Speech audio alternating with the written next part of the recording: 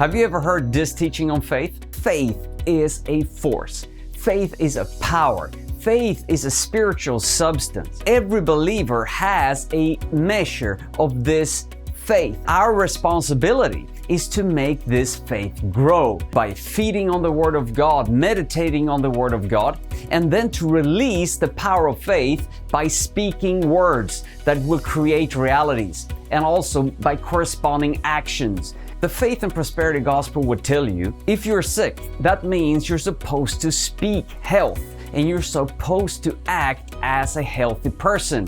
If you do, you will release the power of faith. Millions of Christians all over the world believe this. This understanding of faith sounds very interesting and very enticing, but there are some big biblical problems with this understanding of faith. And I want to tell you one of them. I'm Dr. Mikael Stenhammar, and I was part of the Faith and Prosperity Gospel until I realized that there are some major biblical problems in the movement. That's why I started Liberating Faith, because I want to see the movement healed from its sicknesses. The insight I will share with you revolutionized my life. It transformed my understanding of faith, and it helped me to live a life of faith.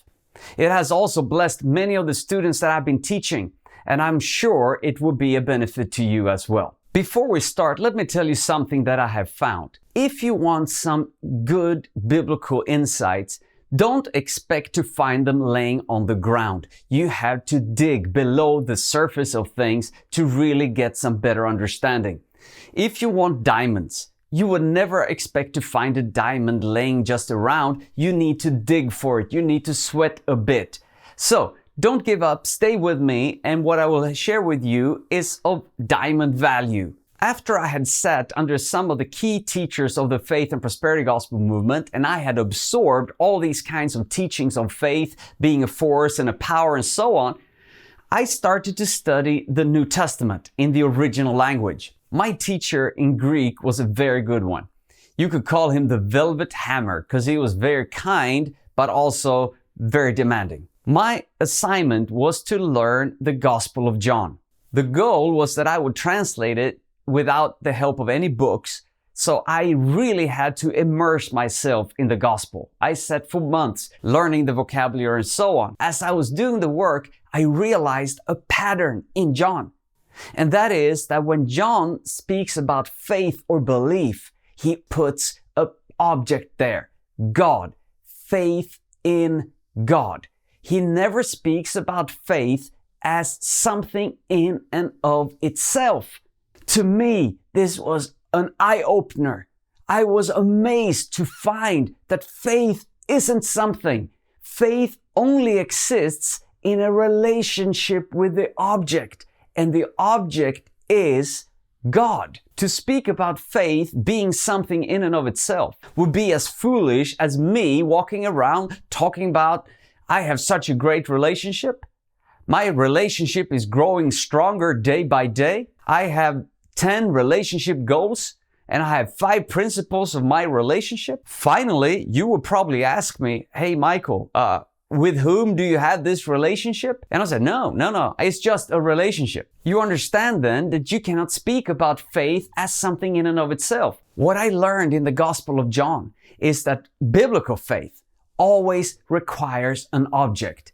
That is, something faith is put in, which of course is the triune God, Father, Son, and Spirit. Faith is relational. It exists in our connection, walk with God. Faith needs God on the other side. Think about a compass. Faith is like the needle that points to the north, and God is the magnetic pole that attracts the needle. But if the magnetic power of the North Pole would cease, that would make every compass useless, because a compass has no power in and of itself, and neither does faith. That's why the focus of the Bible is on God and not on faith. When you get the object right, faith is not a problem. To grow in faith, we need not just things to think on, we need thinking tools. We need things to think with.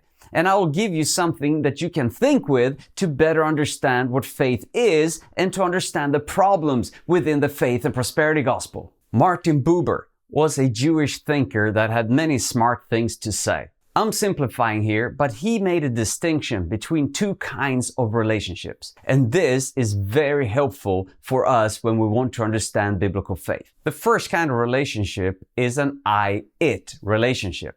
That speaks of my relationship to non-human objects, non-personal objects like money or a mobile phone, or my relationship to mathematics, which is a bit strained, but still, all those relationships are I-it relationships, and our life is filled with them when you have a relationship with an inanimate object. These objects you use as instruments. They are just means to an end. Have you ever heard people say, faith produced this, or faith works, or faith made this happen? Every time you speak about faith that way, you're actually putting faith into an I-it category. You're making faith something in and of itself. You're making faith impersonal. But Buber also brought out another set of relationships. And that is what he called the I-thou. And thou is, of course, an old English word for you in singular. These relationships are personal relationships. That is, for example, my relationship to my wife or to my children, or my relationship to my relatives or family members, which are the same thing, or relationship to friends or whatever. All those personal relationships Martin Buber called I-thou relationships. You might wonder, Michael, what does this have to do with faith?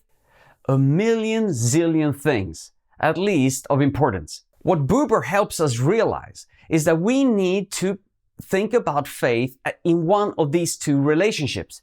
Is faith an inanimate object, an impersonal object, like an I-it, like a phone, like something that I can relate to as an instrument and to use it as a means to another end?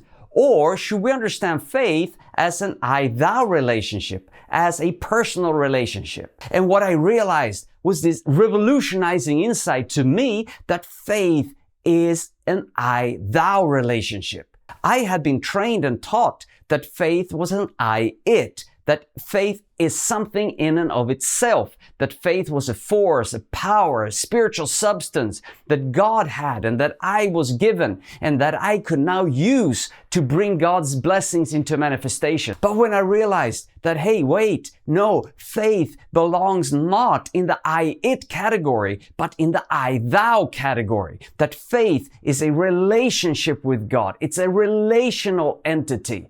It brought me into a new dimension of what faith is and how to live by faith. This is very liberating. I was teaching these things quite recently in a leader seminar, and a lady commented something that really touched me. She said, I have always thought that I needed this person's great faith. And she spoke of a person of God that she really respected.